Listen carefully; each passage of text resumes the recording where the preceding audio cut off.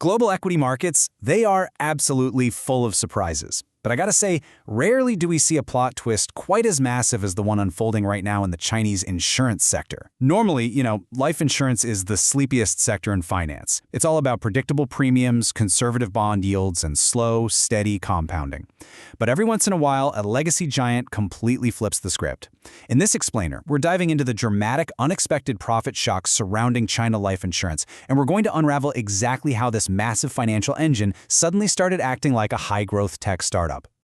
Let's put this stunning profit alert into perspective right off the bat. 1.2 billion RMB.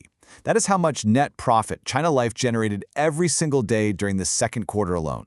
Just think about that magnitude for a second. While most companies are measuring their success in, quarterly increments, this financial behemoth was minting over a billion RMB every time the sun rose and set. It's an absolutely staggering figure that completely stunned analysts and sent shockwaves through the market when it dropped in July.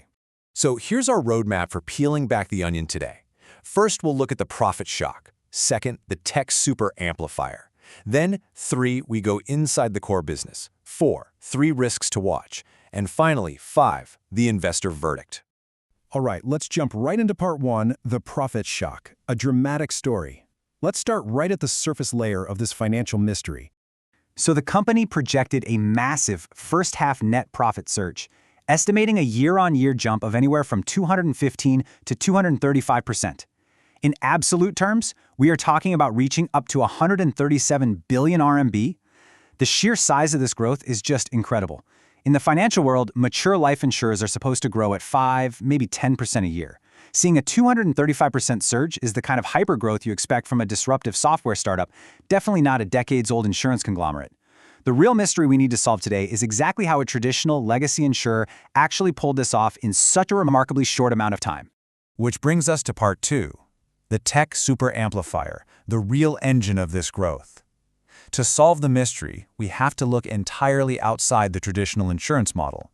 See, this massive windfall wasn't driven by some army of agents suddenly selling a record number of life insurance policies. Instead, China Life made a massive strategic bet on what are called new quality productive forces. We're talking sectors like artificial intelligence, advanced semiconductors, biopharma, and green energy.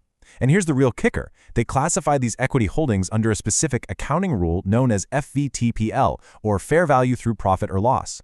Under this rule, any change in an asset's value immediately and directly impacts net income.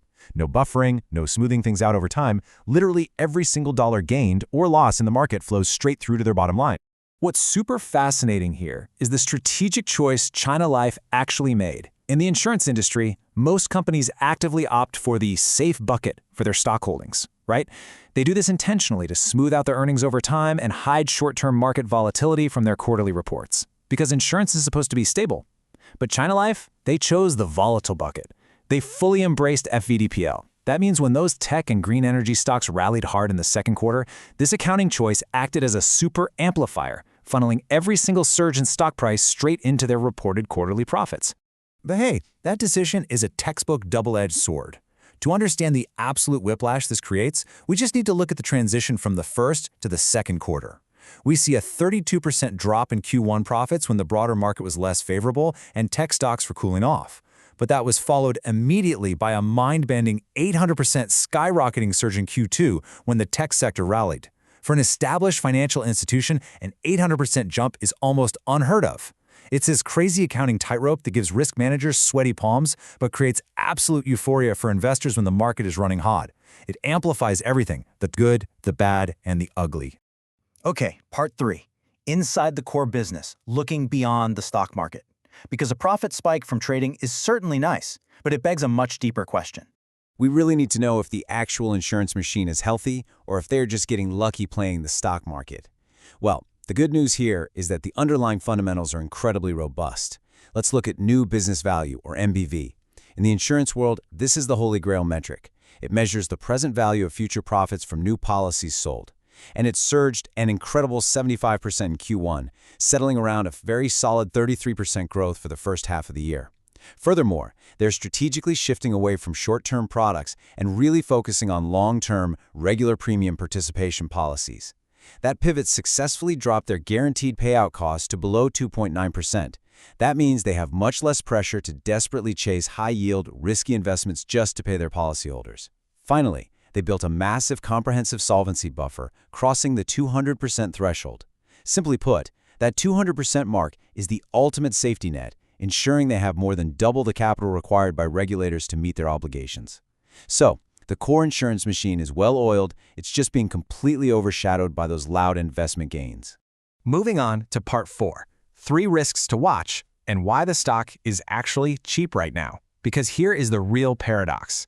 If profits are breaking records and the core business is operating so efficiently, why on earth has the stock actually down for the year and trading roughly 22% below its 52-week high?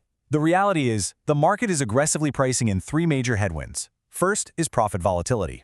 If the AI bubble deflates or we see a broader market correction, those amplified FVTPL gains, they're going to reverse just as fast as they appeared, dragging down net income.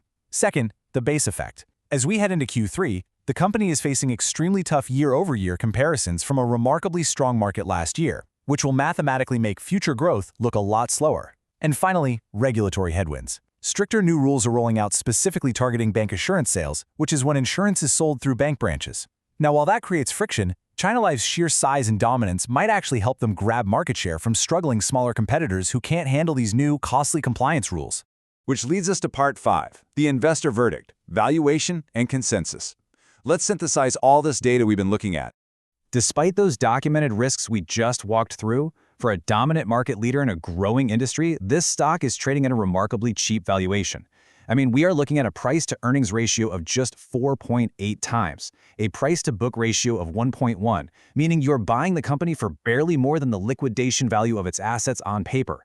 Add in a solid dividend yield of roughly 3.5%, and the math suggests you are essentially getting this highly profitable core insurance business at a steep discount simply because the market is terrified of the investment volatility.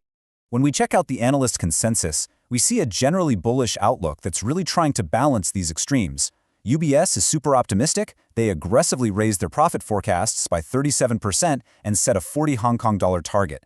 JPMorgan maintains a positive stance, eyeing potential upside from better-than-expected interim dividends, which could reward patient shareholders.